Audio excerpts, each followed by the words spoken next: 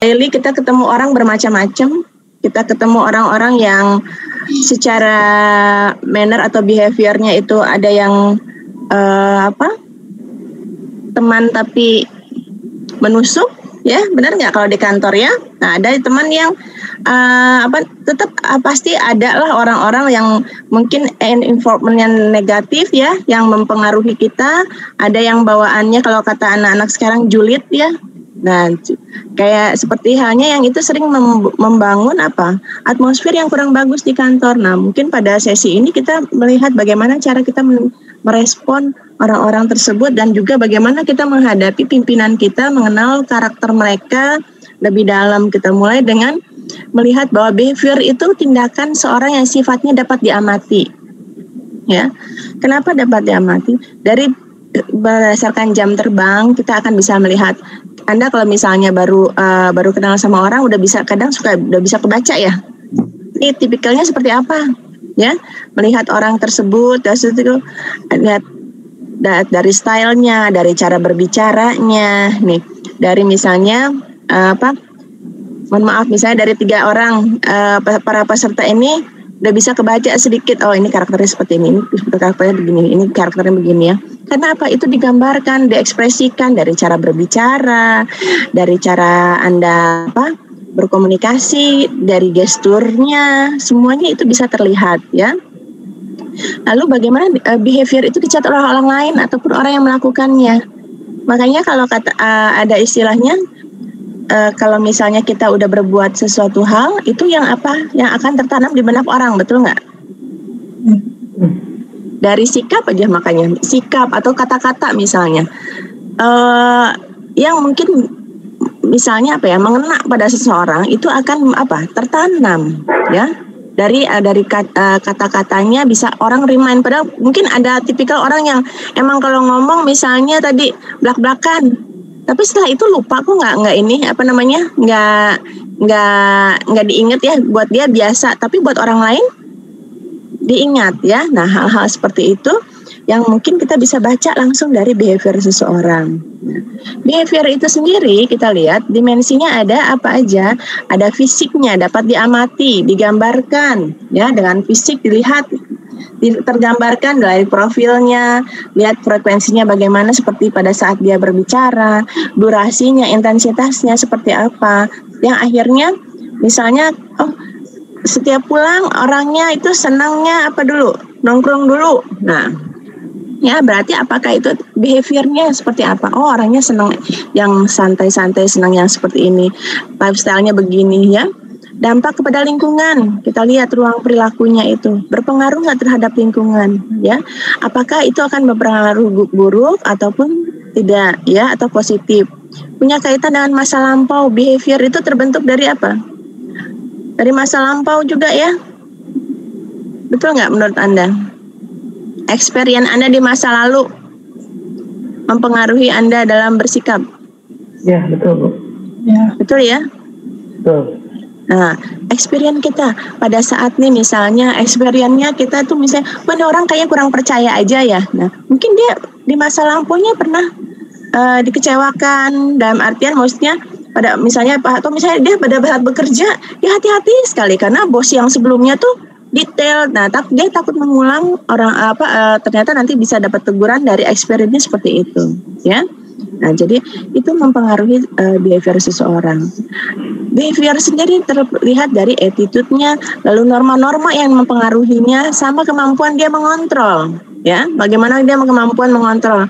Seperti kemarin Francisca bilang, Bu, saya kadang kalau misalnya pengaruhnya buruk, kalau diam-diam di situ bisa kepengaruh ya. Kita pada dasarnya itu kan alaminya manusia ya. Semakin sering dicecer bukan dicecer kayak di brainwash gitu kan, orang tuh makin lama bisa meresap. Makanya lingkungan itu kalau bisa kita memilih lingkungan supaya di mana kita memilih lingkungan tadi supaya mempengaruhi perkembangan kita, di mana misalnya kita pengen maju ya kita kenalnya sama orang-orang sukses, kita pengen berhasil kita kenalnya sama orang-orang yang berhasil, karena tadi mau tidak mau mindset kita, pola pikir kita akan terbawa oleh mereka gitu. Kita ada tujuan terhadap behavior. Nah, mungkin dilihat di sini. Nah, ini mungkin Anda udah pernah lihat ya di sini tipe-tipe orang. Nah, ini tidak semuanya ada ya, tipe-tipe semua orang. Oh, negatifnya semuanya ada, Bu? Enggak, ini hanya parsialnya. Misalnya, yang koleris adalah orang-orang yang independen, dia mandiri, memiliki visi, ya, dia punya goals. Kemarin saya bilang, Anda punya goals nggak? Ya, Anda punya tujuan nggak? Dia di sini orang koleris punya goals. Dia praktis, tegas, produktif, biasanya pengen jadi leaders, ya, dan punya kemampuan yang keras, effortnya, ya, gitu. Tapi ada apanya yang kurang negatifnya? Kadang cool, ceroboh juga, dominan, sarkastis misalnya, apa ya? Kalau ngomong belak-belakan, kalau nggak suka ngomong, ya, gitu, ya, itu. Ada pemarahnya. Apakah semuanya itu ada full, semuanya ada? Enggak, hanya parsial juga bisa. Misalnya dari Anda independen, Anda memiliki visi produktif, tapi ini lebih dominan misalnya ke kita, misalnya gitu. Tapi saya, Bu, nggak pemarah, saya nggak kejam, Bu, tapi saya memang dominan, misalnya gitu ya. Berarti Anda masuknya tipe yang koleris, ya. Yang koleris, senang analisis, perfeksionis, disiplin, ya orangnya. Lalu, tapi dia ada apa di sininya? Gampang tersentuh, ya. Lalu sini antisosial, kadang agak nggak terlalu cepat akrab sama orang, perasa, ya. Lalu di sini yang sanguin, bicaranya banyak, ya, ramah, antusias, responsif, bersahabat, punya empati yang tinggi, tapi kadang rasa selengean, disiplinnya kurang gitu ya. Ada egonya, kalau ngomong ada hiperbolanya. Nah, itu yang sanguin. Lalu kalau yang pragmatis seperti apa? Kalem, objektif, diplomatis kalau ngomong, efisien, lebih cenderung kayak pendiam, ya. Tapi ada humorisnya juga gitu, ya. Nah, tapi dia kadang ada kalanya cari aman sendiri, motivasinya ya up and down seperti itu. Rasa khawatir suka ada. Nah, coba dari 4 ini, jujur sama diri sendiri, kira-kira mana saya yang dominan?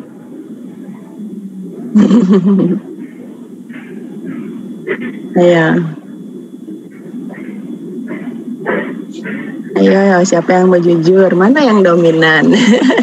Kalau aku lebih dominan ke koleris, tapi ada melankolisnya juga sih, Bu. Oh, gabungan. Jadi, ya? Iya, gimana? Kalau apa? Kenapa? Tunggu dulu. Kenapa pendapatnya? Francisca bisa bilang aku nih koleris dan melankolis. Nah, karena karena koleris itu kan orangnya itemnya mandiri. Okay. Udah gitu dia produktif, terus berkemampuan keras. Kalau dari melankolisnya analitis, tekun, sama disiplin, sama rela berkorban. Oke. Empatinya bagus ya. Sip. Kalau negatifnya ada nggak, Francisca? Ada, Bu. Yang mana? Ceroboh, terus sarkastis, terus pemarah, cepat puas, pemurung, pemalas, perasa juga. Oke. Ya, karena ada negatif thinkingnya ya. Iya. Oke, wajar. Yo, coba Flo. Kalau aku kayak gabungan juga, tapi lebih ke sanguin sama koleris ya. Sanguin sama koleris. Oke, apa alasannya? Kalau sanguin memang aku orangnya banyak bicara, terus antusias, sering excited sama sesuatu hal, responsif juga, bersahabat, maksudnya friendly, supel, terus gampang kasihan sama orang kadang di satu sisi.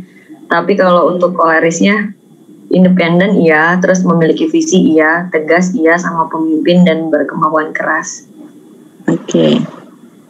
Negatifnya? Negatifnya kadang suka ceroboh, dominan, sarkas juga, marah juga. Sama terkadang kekurangannya time management, nggak disiplinnya itu aja. Terus sama egosentrisnya agak tinggi. Gitu ya. Oke, Regina. Kalau saya antara koleris sama pragmatis ya, Bu ya. Koleris sama pragmatis. Oke, kenapa reasonnya? Kalau koleris yang positifnya itu saya cukup tegas juga, produktif, berkemauan keras. Kemudian kalau pragmatisnya itu saya cukup tenang, efisien, dan humoris. Tapi kalau negatifnya itu, kalau koleris saya kadang tuh dingin ya Bu, maksudnya tergantung mood gitu orangnya. Moody ya. Terus pemarah juga, apalagi kalau dari bawah tekanan itu gampang banget marah. Terus apa ya? Kalau yang pragmatis cepet khawatir sih, kalau ada salah dikit atau ada error dikit tuh saya langsung panik gitu sih Bu orangnya. Oke ya, nah itu kalian sudah gambarkan bahwa rata-rata 2 ya tadi semuanya. Tapi kalau bicara misalnya satu, mana yang paling dominan? Kalau disuruh milih satu ya paling dominan, mana yang kalian rasakan? Saya tuh paling dominan yang koleris. Oke. Koleris sih Bu. Koleris. Lo? Koleris ya Bu. Koleris atau sanguin kalau Flo saya lihat? Dua-duanya dominan ya Bu. Oke, ya. Nah, jadi kita lihat kalau kita sudah kenal pada diri kita, coba kita bandingin nih. Sekarang punya bos, tipenya yang mana?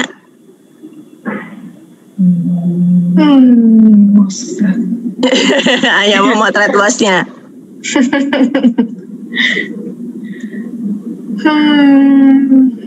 Pragmatis Bu. Pragmatis. Ada 2 kan? Francisca dua-duanya sama itu? Enggak. Yang satu pragmatis, yang satu koleris Bu. Yang satu koleris. Oh oke. Ini 2 hal yang paling bertolak belakang ya, koleris sama pragmatis tuh ya. Yang satunya tegas, yang satunya kalem ya. Pendekatannya pun akan berbeda kepada kedua belah pihak itu. Oke. Gimana Flo? Bos saya yang sekarang, yang baru berarti Bu ya, koleris Bu. Koleris. Ya. Tegas ya. Ya, betul. Gin? Kalau bos saya itu, saya bingung, banyak positifnya deh, banyak negatifnya deh. Apa ya? Mungkin dia lebih koleris kali ya, tapi dia bukan orang yang tipe pemarah gitu sih, enggak ya. Cuman dia mungkin lebih kayak mudah percaya orang kali ya, tipenya. Mudah percaya orang. Tapi dia sifat pemimpinnya ini sih koleris ya. Ini koleris ya, sudah pemimpin muncul. Oke, nah setelah Anda paham, kita lihat. Nah, kita lihat bos itu apa sih? Bos itu orang yang punya otoritas dalam suatu organisasi kan. Bos itu bisa yang tadi pemilik ya, bisa juga ada memang dia juga pekerja juga di situ, atau dia CEO, direktur departemen, atau pimpinan tim, atau levelnya manajer, tergantung daripada hierarki daripada posisi beliau misalnya ya. Di situ ada di dalam kepemimpinan intinya. Nah, tujuannya apa mereka tuh? Mereka diadakan oleh perusahaan untuk apa? Tugasnya mengembangkan strategi ya, portofolio organisasi, di mana di dalam mengembangkan portofolio organisasi ini mereka membutuhkan orang-orang SDM yang multi talent ya. Ya di antaranya adalah salah satunya Anda semua sebagai PA-nya ini yang mendampingi, yang harus bisa supporting kepada pengembangan tujuan dan strateginya. Saya pikir gini, apakah kalian semua ini sudah paham dengan visi misi perusahaan? Nanti kan kita lihat ya, misalnya bagaimana kita harus tahu nih tujuannya, strateginya apa. Nah misalnya sekarang kayak Flo sama Regina sama Francisca, coba ini kan punten ya, tiap unit ya beda-beda ya, departemen beda-beda kan ya? Beda Bu. Beda. Oke. Buat di Francisca, goalsnya apa nih tahun ini? Tahun ini Departemennya dari bos nih, goalsnya apa yang di ini?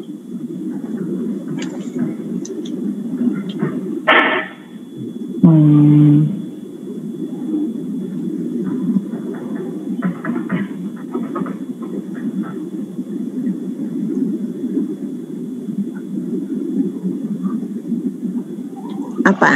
Kalau keseluruhan kan pasti berdasarkan visi misi organisasi. Nah, kalau di unit-unitnya sendiri, di departemennya sendiri, kira-kira goalsnya apa nih tahun ini?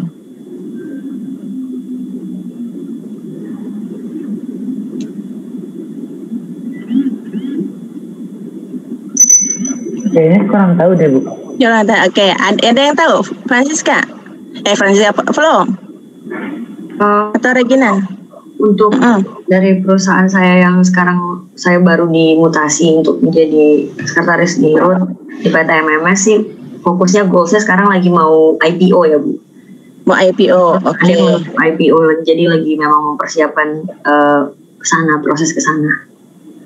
Oke, buat IPO ya. Nah, prosesnya berarti goalsnya kita udah tahu nih, goals kita punya pimpinan adalah persiapan untuk IPO. Berarti semuanya kegiatan itu akan mengarah ke sana ya. Betul. Nah, berarti kan Anda sendiri harus memahami nih sebagai orang yang paling tahu, paling dekat, apa aja yang harus dipersiapkan. Karena kita juga seperti apa, reminder buat dia kan, Pak ini yang ini belum ya. Nah, kita harus tahu goalsnya. Gina apa Gin?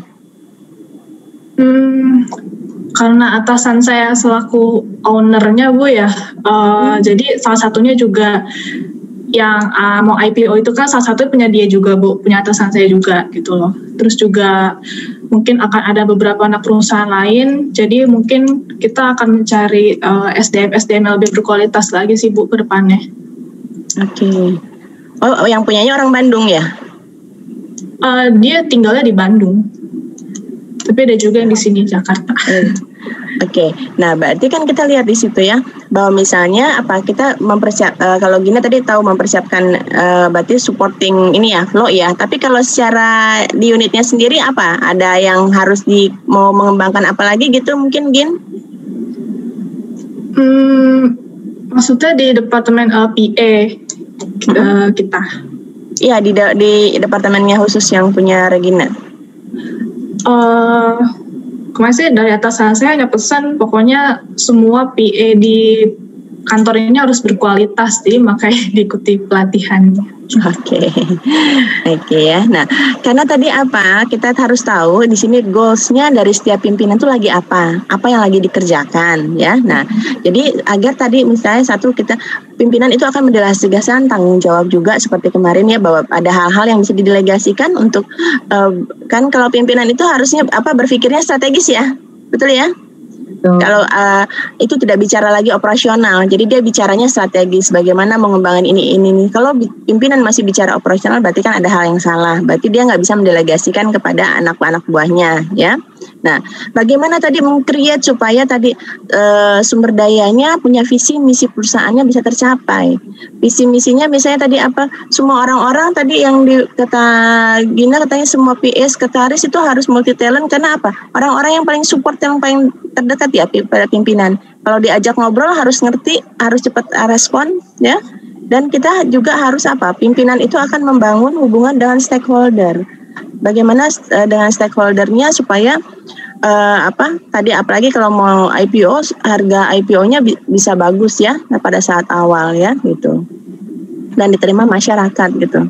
Nah, memahami aturan yang diciptakan bos dalam organisasi, developing relation dengan bos. Berarti kita harus memahami dulu aturan yang diciptakan. Ada aturan Bu, tapi kan ada aturan di dalam kantor ya, bilang gitu. Sudah ada SOP, udah ada aturan. Tapi ini yang lebih ke pada apa? Pada saat kita membina relationship sama pimpinan, ada aturan yang tidak tertulis, ya, aturan yang tidak tertulis. Misalnya, Gina sama Francisca, bosnya boleh dikontak kapan aja, atau ada maunya nggak? Misalnya, si bapak itu hanya mau sampai jam 6 atau misalnya gitu. Enggak juga sih Bu, karena kan ada hal-hal tidak tertulis nggak yang jadi istilahnya itu jadi komitmen antara kalian sama pimpinan? Enggak ada sih Bu.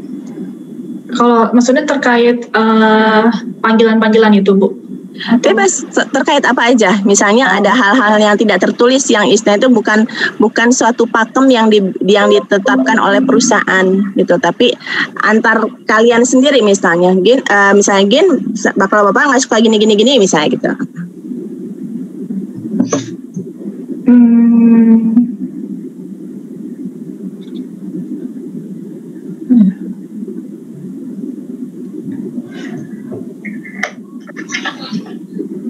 Ya mungkin kayak misalnya saya kan juga masih nge-backup yang tim finance itu Bu ya. Itu kan semua yang pengendali transaksi itu yang otorisasi kan atasan saya. Jadi Pak Alex atasan saya ini nggak mau transaksi yang selalu dadakan gitu loh. Jadi otorisasinya minta dadakan gitu. Jadi itu kan di luar peraturan Bu ya. Ya betul. Jadi kitanya juga harus pinter-pinter mengatur lah gitu kan. Gimana supaya Pak atasan saya ini nggak terganggu waktunya hanya untuk otorisasi transaksi. Misalnya seperti itu sih Bu. Ya, nah itu kan memahami aturan yang tidak yang diciptakan bos tapi tidak tertulis. Kalau Francisca ada nggak? Ada Bu. Tapi sebenarnya itu bukan aturan antara aku sama bos. Lebih tepatnya kayak melihat situasi dan kondisi. Jadi kan biasanya kalau atasan saya itu lebih sukanya kerjanya dari siang ke malam. Jadi kalau pagi di bawah jam 12 biasanya susah untuk dihubungi. Jadi makanya kalau saya bukannya punya peraturan tapi melihat situasi dan kondisi. Oke. Ya, nah itu hal-hal yang tidak tertulis kan yang ada di dalam itu ya. Berarti kita tuh udah tahu misalnya kontak Bapak itu akan lebih efektif setelah jam 12 siang misalnya gitu ya. Oke, kalau Flo gimana? Kalau saya Bu, kalau yang bos yang baru sekarang kan kebetulan mungkin belum seminggu ya Bu, jadi belum adaptasi, belum tahu hal-hal yang tidak tertulis itu secara peraturan. Tapi kalau dengan yang lama, bos saya biasanya kalau saya ada urgency telepon, dan kalau dari pagi sampai jam 9 sampai jam 12 dia nggak angkat atau dia reject, berarti dia memang lagi nggak mau diganggu. Ya nggak mau diganggu. Biasa dia lagi ketemu orang meeting, walaupun dia nggak notice ke saya dia schedule dia apa. Biasa dengan reject sekali, saya udah paham berarti beliau lagi ada. Oke, ya. Nah, itu kan aturan-aturan yang tidak tertulis ya dalam organisasi, tapi kita yang paham, kita tahu bahwa pimpinan kita itu punya habit atau kebiasaan seperti itu. Nah, lalu kenali karakter kepribadiannya tadi. Kepribadiannya tadi Anda sudah tahu, misalnya nih bosnya tipikalnya yang tadi yang mana, berarti kan apa yang kita harus antisipasi. Pahami jadwal kerja bos, tadi seperti Francisca bilang, kalau bos saya Bu di bawah jam 12 nggak susah dihubungin, berarti after lunch berarti baru bisa ya. Selalu kita melakukan dukungan terhadap atasan. Nah, yang utama adalah apa? Komunikasi dengan atasan nggak boleh sampai ada apa? Ada gap, ya. Karena Anda orang terdekat dan semuanya, misalnya kalau ada yang nggak enak harus langsung ngomong. Pimpinannya tipikalnya ini nggak apa?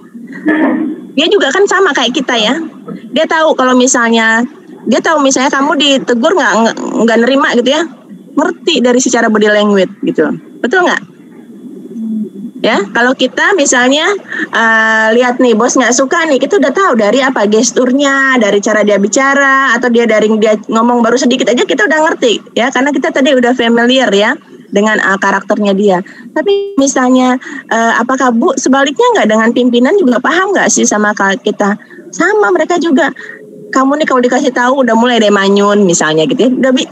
Dia juga udah ngerti bahwa kita tuh misalnya ada nggak nerimanya kalau misalnya kita dikasih tahu ada yang mungkin menurut kita bukan aku yang salah misalnya gitu ya, tapi kan kita kan nggak berani kalau ngomong, tapi dari body language sudah bisa kelihatan. Nah, jadi komunikasi dengan atasan, kalaupun misalnya ada yang miss, harus cepat netralisir ya, karena jangan sampai Anda malas datang ke kantor karena udah komunikasinya nggak jalan sama pimpinan, ya gitu. Oke, lalu di sini dengarkan atasan Anda, selalu tawarkan bantuan. Ini berarti apa sih tawarkan bantuan? Kita harus responsif, lalu kita juga kreatif, tanya gitu ya. Harus jangan yang nunggu diperintah aja udah beres, gitu ya. Inisiatifnya harus muncul. Ya, Pak, ada lagi yang saya bisa kerjakan, atau misalnya Pak, yang ini gimana Pak? Kita sendiri yang merespon. Oh iya, nanti ini gitu ya. Jadi kita yang menawarkan, jangan kita tunggu. Hormati otoritas atasan. Maksudnya apa di sini? Ada kewenangan-kewenangan atasan, karena Anda sebagai PA-nya jangan sampai menyalahin. Ya. Jadi sampai akhirnya over dari itunya dari line-nya Anda. Selalu pertahankan sikap positif dan jaga hubungan dengan bos secara profesional. Secara profesional itu gimana? Saya bilang seperti kemarin. Kalau secara profesional, coba Anda mengartikannya gimana?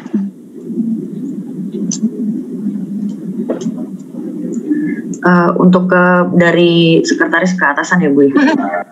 Ya kalau misalnya di kantor saya masih menganut paham beliau, tapi biasanya kalau istirahat makan siang atau di luar jam kerja, biasanya bos saya kalau yang lama masih sering ngobrol atau memperlakukan saya kayak teman. Jadi ada beberapa batasan-batasan yang memang saya pahami ketika di kantor atau di luar kantor. Iya, oke, betul. Gimana kalau yang Francisca sama ya? Sama Gina? Sama Bu. Kalau sama sih Bu. Ya, jadi kalau aku lebih jangan dibawa ke urusan pribadi gitu. Ya, jadi kalau bisa memang tadi hubungan yang sifatnya personal tidak masuk di situ. Lalu kayak gini, hubungan misalnya meskipun kita tuh dekat sama pimpinan, tapi saran saya tidak semuanya masalah pribadi itu mereka tahu ya. Nah, karena misalnya kita tuh cerita nih, aduh Pak saya di rumah tuh lagi gini, atau ibu saya gini, atau adik saya tuh gini ya. Nah nanti pimpinan bisa punya pikiran, bisa pada saat dia memandang, si itu mah lagi riuh, lagi lagi hektik sama keluarganya sendiri, nggak dikasih kita, gitu ya, dikasih kesempatan untuk di situ. Jadi saran saya untuk ada hal-hal yang sifatnya personal, apalagi berkaitan sama pribadi kita sendiri, nggak usah diceritain ya. Meskipun Bu, tapi kan udah dekat sama pimpinannya. Kasih apa sih kalau saya bilang, tetap kasih line ya. Dia curhat sama kita nggak apa-apa, tapi kalau kita detail, punya pacar, punya Bu lagi pada marahan, ya gitu aja misalnya gitu ya. Tapi nggak usah detail ya. Apalagi misalnya masalah pribadi sendiri yang lain kayak gimana, saran saya tidak. Jadi Anda tetap menciptakan hubungan yang profesional. Kalau pimpinan kan memang ada tergantung tipenya kan tadi ya, ada yang mungkin nanti akan dia menjadikan kita teman baiknya kayak gitu ya.